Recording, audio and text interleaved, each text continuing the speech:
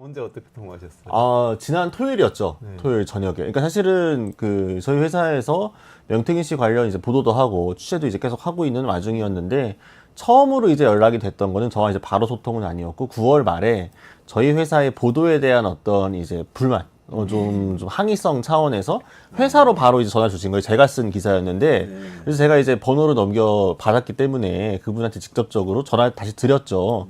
근데 또 전화를 안 받으시고 문자로만 그때 간단하게 이분이 뭐에 대해서 사실 그때도 미래한국연구소 내 거 아닌데 왜 명태균의 여론조사 기관이 이런 식으로 쓰느냐라는 항의성 발언이었습니다. 그래서 그걸 듣고 나서 그 후로 이제 제가 취재를 진행을 하면서 기사를 쓸 때 이제 간간히 전화도 드리고 문자도 드렸는데 계속 안 받으셨었거든요.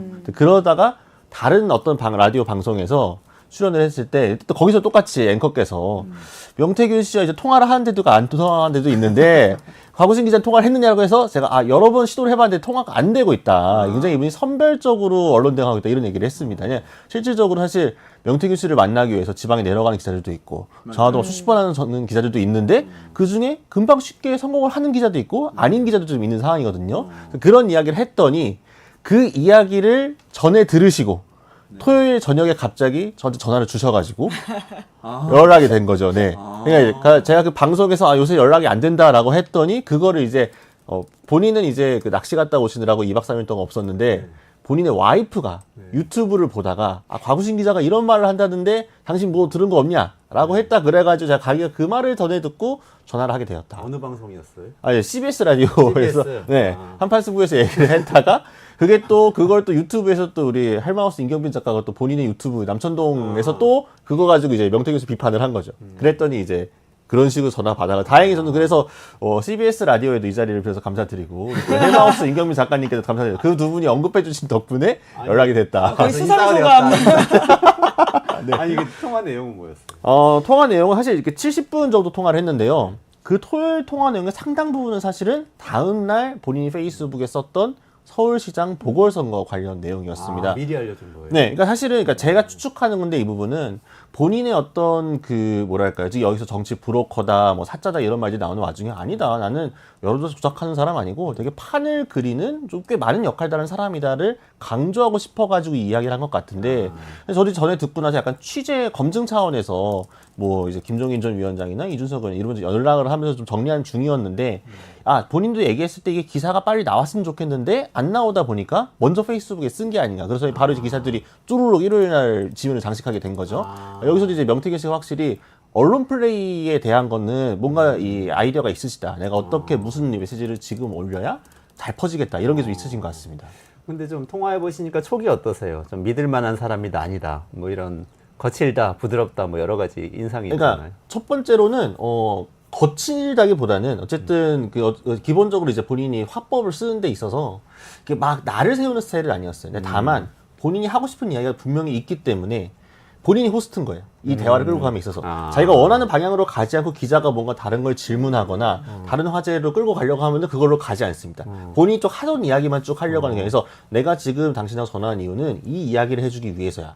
왜냐? 나는 이것도 아는 훌륭한 사람이거든. 인사이트가 있는 사람이거든. 이걸 딱 전달해주고 싶은 거라서 제가 사실 몇 가지 물어봤는데 상당히 그거에 대해서는 애둘러서 두루뭉실하게 답을 하고 다시 본인이 하고 싶은 본래 주제로 돌아오는 그런 식의 도돌이표가 약간 반복이 됐습니다. 선수군요. 그런 분이 왜냐면 특히나 이야기를 같은 내용이어도 꾸며서 하는 거는 확실히 잘하시는 분이세요. 그 화술에 있어서 굉장히 비유도 많이 쓰시고. 네.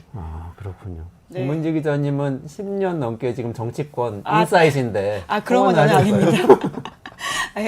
제가 뭐 정치부를 했다 안 했다 하긴 하는데요. 이제 윤석열 정부 들어와서는 이제 정치부를 하면서 그 어떤 대통령보다 윤석열 대통령을 가장 열심히 관찰하고 있긴 합니다. 근데 진짜 명태균 씨 같은 분을 처음 봤다라는 건데요. 뭐 저만이 아니라 오늘 아침에 조선일보의 김창균 칼럼을 보니까 본인이 정치부 30년 했는데 이런 사람 처음 봤다라는 평가를 하더라고요. 그러니까 저만의 이야기는 아닌 것 같다라는 생각이 드는데, 그러니까 저도 명태균 씨한테 자주는 아니지만 연락을 드렸는데 연락이 오진 않았었는데요. 저희 방송에서 장성철 소장이 이제 생방송 직전에 이제 녹화를 저희가 5시부터 시작해 4시에 이제 통화를 연결한 적이 있거든요. 네네네. 예, 방송 중에 콜백이 와가지고 통화를 했었었는데 한 네. 15분 정도.